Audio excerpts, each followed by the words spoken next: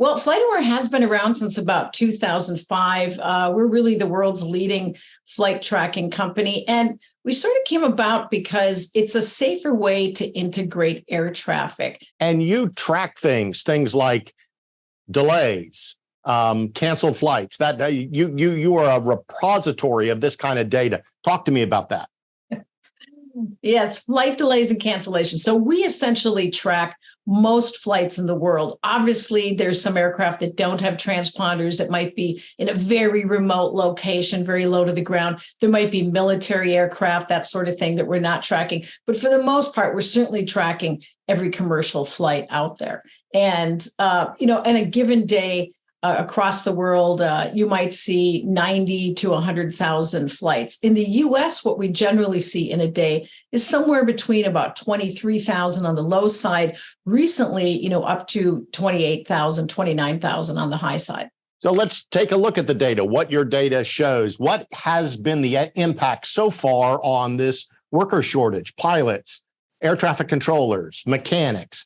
Is it having an impact already, and how do we know that? Well, what's interesting is if you look back to 2011, say, for example, and you look at airline delays and cancellations across the US, what you see is roughly about 1% to 2% of all flights are canceled, and somewhere between 16 and 18% of flights were delayed. Last year as a whole, they averaged, the airlines in the US, about 2.5% of all flights being canceled. So not as dramatic as someone think. And to put that into perspective, say there's 25,000 airline flights in a day in the US. As long as that number stays below about 1%, or say 250 flights, people don't really notice that. It's only when we get up to 2% and beyond, we start to see, the dominoes start to cascade. We start to see issues. We start to see people get stranded, that sort of thing. So when we look at this year, so far, even though there was sort of a mini meltdown about a week or two ago on the East Coast, we're actually performing better than we did last year. Last year, we were at about 2.5% of flights canceled. Right now, we're only at about 1.5%. So the airlines are actually doing better on cancellations. Where they're not doing quite as well is on delays. Delays have crept up now. They're about 5 minutes longer than they were last year, and there's more of them. So we are seeing an increase in delays, and how that might be impacting people is through connecting flights. There's less flights overall. That seems a little strange because the TSA just announced with great fanfare that recently we hit 2019 levels and then surpassed them. Almost 3 million passengers in one day, about 2.9 million. But we're doing that with less aircraft. And the reason that's actually happening is because the airlines are operating larger aircraft on more routes. Not that they necessarily wanted to do that, but the regional airlines have had to park so many of their smaller aircraft because they simply don't have enough pilots. One of the ways was for the majors then to pick up using larger aircraft. So it's a little bit unusual, kind of for the first time in history. In a long time, we have less aircraft, less flights flying, but the same amount of people as before.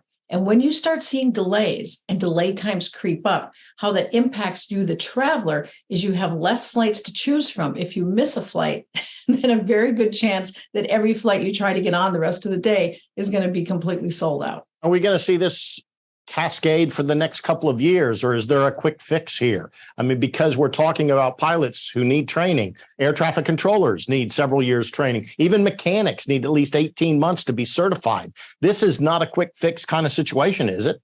There is no quick fix to this. And you bring up a great point with mechanics and maintenance technicians. That is the big unsung shortage that nobody talks about, because most people don't understand that about half of all airline maintenance is done overseas. So we outsource a lot of that maintenance. And I think it's going to be challenging. We have to figure out a way, how do we attract young people to become mechanics, which are critical, but also at the same time, they're outsourcing more and more of their work. I'm a former airline pilot. And when I started, there was about 2% of women were airline pilots. Right now in the US, it's still only about 5%. And we really lag behind other countries like India in having more females, in the ranks. And we don't know why that is, because if you look at law school, if you look at medical school, you see that women are definitely at parity, 50-50, sometimes even more enrolled. So we don't know why we're not drawing more women into this field. Also diverse. It's a very white male dominated industry right now, at least according to the U.S. Department of Labor statistics. Is that part of the solution to attract people who heretofore have not been attracted to this industry? Yes, I think that people don't get a lot of exposure. If you think about, growing up as a kid, I used to be able to go to our local airport. There wasn't really much security, much of a fence. You could just sort of wander around and touch airplanes and talk to pilots. If you think about, years ago, boarding an airplane with your family, little kids often got to go up into the cockpit and get those little plastic wings and maybe a first flight certificate. Nowadays, the cockpit door is pretty much closed and locked. In fact, with new aircraft that they're going to manufacture, the new rule is going to be they have to have 2 cockpit doors. So we might not ever even see pilots. So I think it's become sort of inaccessible to people. Same thing with mechanics.